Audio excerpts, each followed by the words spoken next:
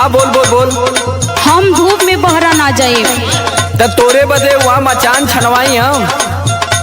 अरे धूप से हमके एलर्जी बना, एकदम स्किन खराब हो जाला। अरे हम जाने थे कि ते हालैंड से आयली। चलो काटा के क्यों सुना सुना तो सुनत सुनत बारह झर गल। गेहूं काटब ना करौले बानी सैया फेसियल। तो काहे न कहूँगा ब्यूटी पार्लर खोल लेती है।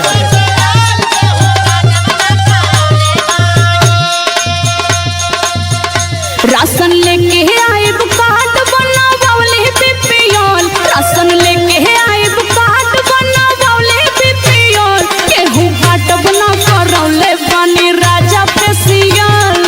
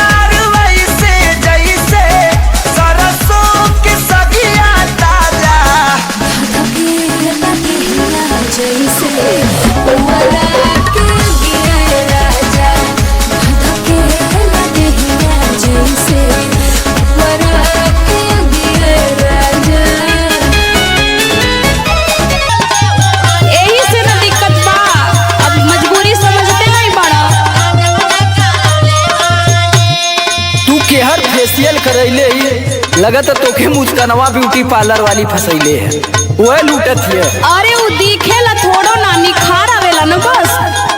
अरे वो तो तू ऐसा नहीं, अगर गोर रहती तो फूक देती घरवा। गाँव का एक भी आदमी कह दे कि तोरे चेहरा पे फेशियल का असर है। अरे 3-4 दिन बाद न असर होला, अभी तो कल ये करा के नहीं सुना बा। रह तू गोरे छछुना रोता का कर तू, रह तू गोरे छछुना रोता अभी ये कहबा।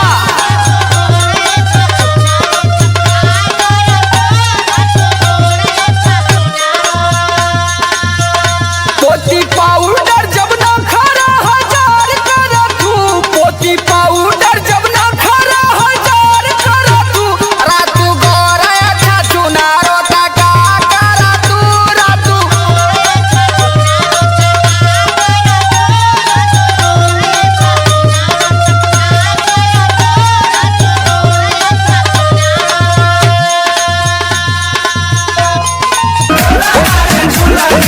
हाँ तो पता चल गई ना।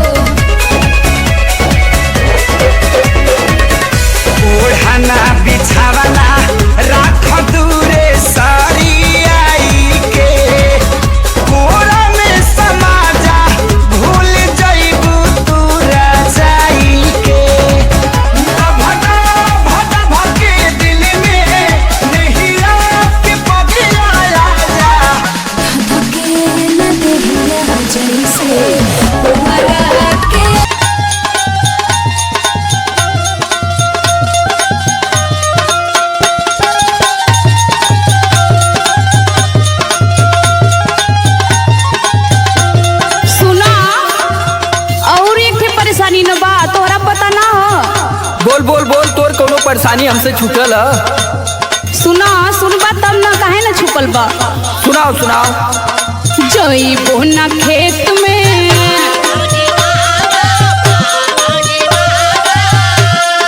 बबुआ बा पेट में। सगरों में अरारू कुल जाती तो ही के ज्यादा नौटंकी लगत है। जइबो ना खेत में बबुआ बा पेट में। लड़ा चाहे कुछ करा पहिला रियल। लड़ा चाहे कुछ करा पहिला रियल। गेहूं काटब न करौले बनी पिया फेसियल।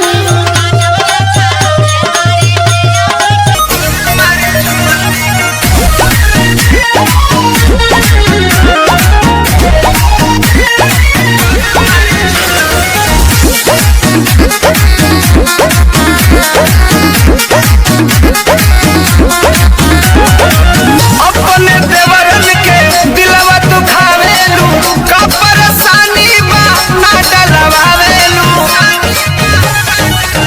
पी के आँख दोनों पहले भरा लाल। गाल रगड़ी के कह दे भबे हाल। बड़ा निक लागी होली खेलाना, देवरन से मजा भौजी लेलाना। श्याम जी महेंद्र परमत सेवा में झुकनी, झकोरा मारे झुलानी, साड़ी लसराए हो झकोरा मारे झुलानी। आवो ना हो। ये देवरू बढ़ के ना बोल बोली। घूमा तारा लफुअन के लेके टोली। गाल रंग वाला भौजी अभिले न रंगनी, झकोरा मारे झुलानी, साड़ी लसराए हो झकोरा मारे झुलानी।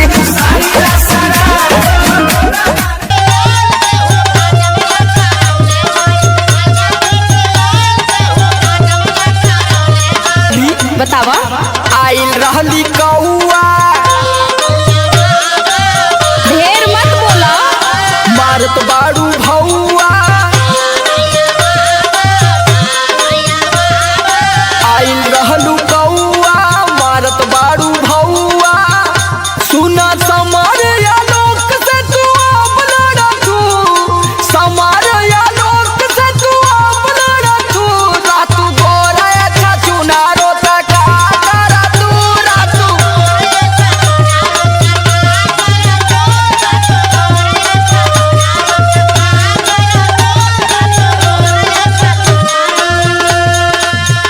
गेहूं काटब न करौले बानी